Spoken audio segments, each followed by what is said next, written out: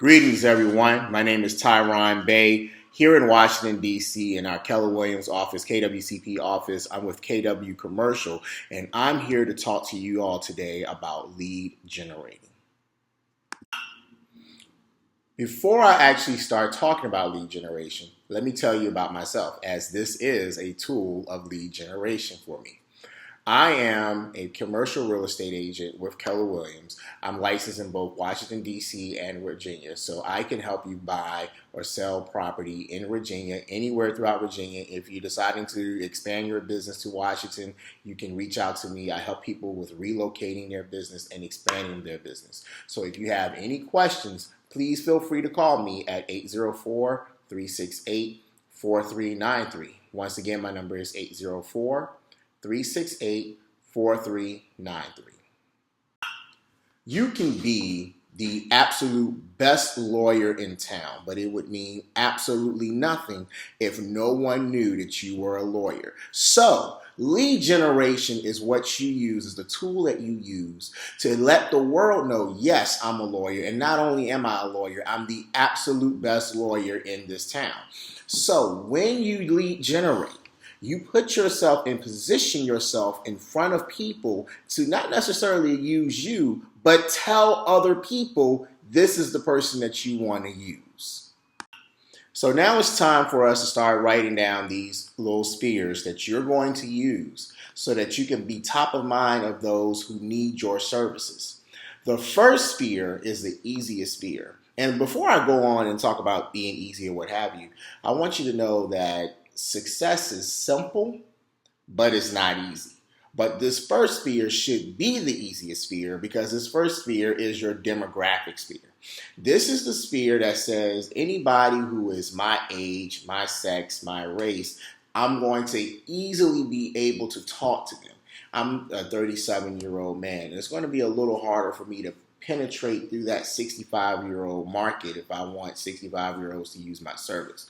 But I'll be able to reach 37-year-old men like me a lot easier. We're going to be in the same areas. We're going to be in the same places. Where I go, they're already there. When I even hang out with my fraternity brothers, the ones who I hang out with are the ones who came across when I came across. So that's my sphere. That's my demographic.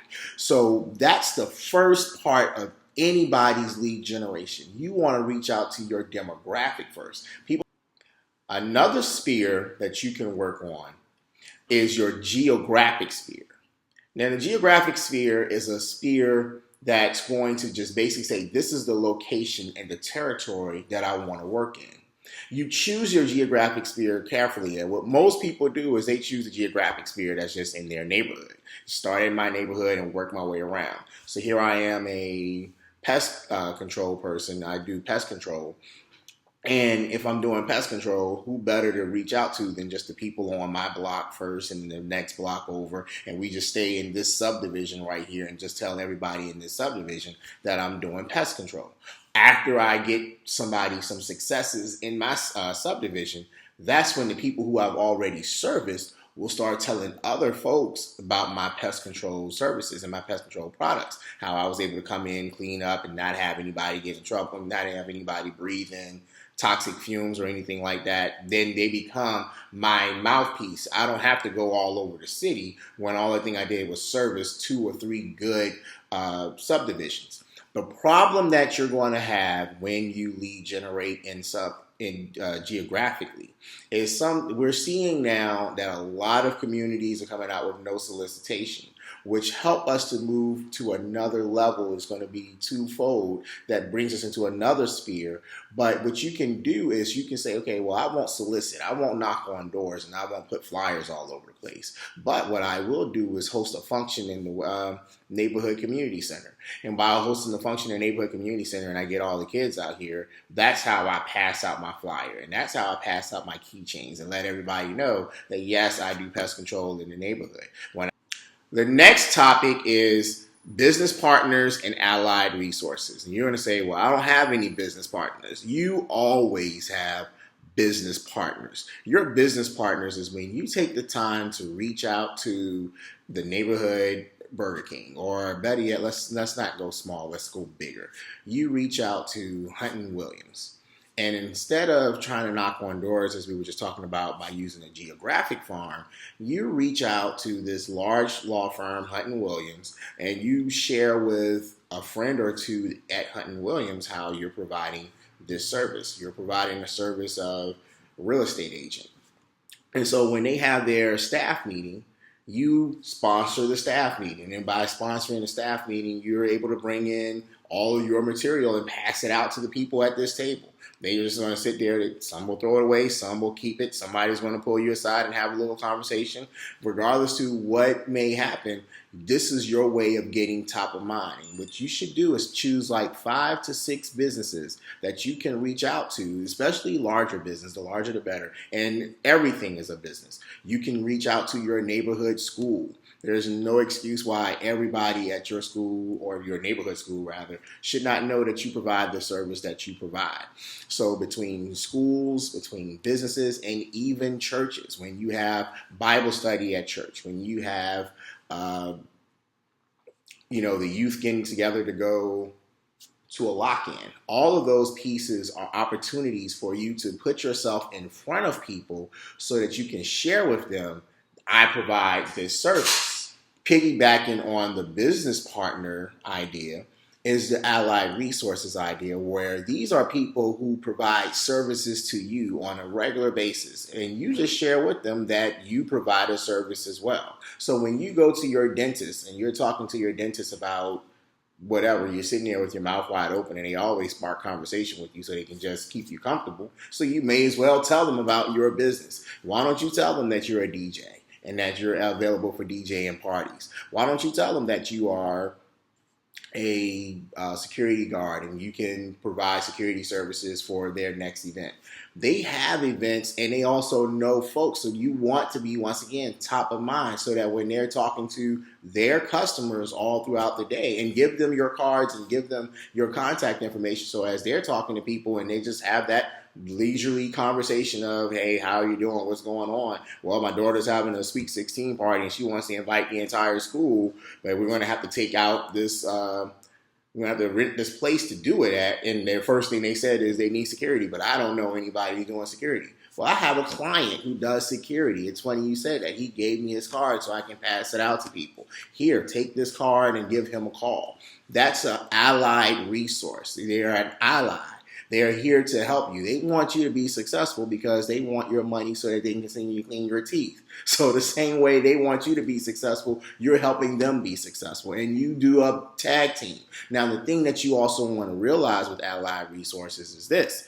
I want you to give to me, but I want to give to you as well. And don't get to the point where you're sending a lot of people to your dentist, but your dentist isn't sending anybody to you for security services, or your dentist isn't sending anybody to you for real estate services. Even if they say, well, I have a real estate guy. Okay, cool. Or I have a security guy. All right. Then don't expect me to connect with you with my services. And then you need to find you another allied resource who's going to help push you out there in a different way. You also want to just be in position to give back to your community. One of the things that Chick-fil-A is famous for is allowing people to come into, now Chick-fil-A is not the only one, but Chick-fil-A is famous for allowing people to come into their space and rent out and be able to fundraise in their space. It's a classic piece to the model that is Chick-fil-A. Not to say Chick-fil-A was the first restaurant to do it, but it's interesting that Chick-fil-A is always known for doing it. It's pretty often you're going to go into a Chick-fil-A and see that some neighborhood community group is using the facility to fundraise. Now, I'm not saying that you have to put your services out for free. You're not on Chick-fil-A's level yet. Notice my terminology. You're not on Chick-fil-A's level yet. But what I want you to realize is that you have other resources that you can give to your community. And it could just be in-kind donations where maybe you're providing a service for your community. And then by providing a service, you're once again given the opportunity to stand in front of people. The more people you stand in front of, that is what's going to help you grow your business. You want to get to a point where you're standing in front of 100 people a day. However, while I made a mistake saying that you can want to get 100 people a day, realistically, You want to really get to the point where you get 100 people a day. I meant to say get 20, reach out and contact 20 people per day, make 20 actual contacts about your business. It's going to be slow. It's going to take some time. Those 20 will grow like a snowball. And over time, when you get to a point where every week I'm reaching out to 100 people, I'm telling 100 people a week about my service, that is what's going to help grow your business beyond immeasurable proportion. One out of every 100 people ought to use your service. So you need to get in front of 100 people so that you can get their business. That's the whole purpose of lead generation. Those areas that I talked to you about are going to be the areas that you use so that you can get in front of people and have lead generation and have business success. So that's my time. I thank you guys for allowing me to talk to you all. If you really want to reach out to me, give me a call, 804-368-4393. Once again, my phone number is 804-368-4393, and my email address is tyronbey@gmail.com. Once again, my email address is tyronbey@gmail.com. All one word, no dashes or anything. Be blessed. And if you have any questions about growing your business into a new building, give me a call.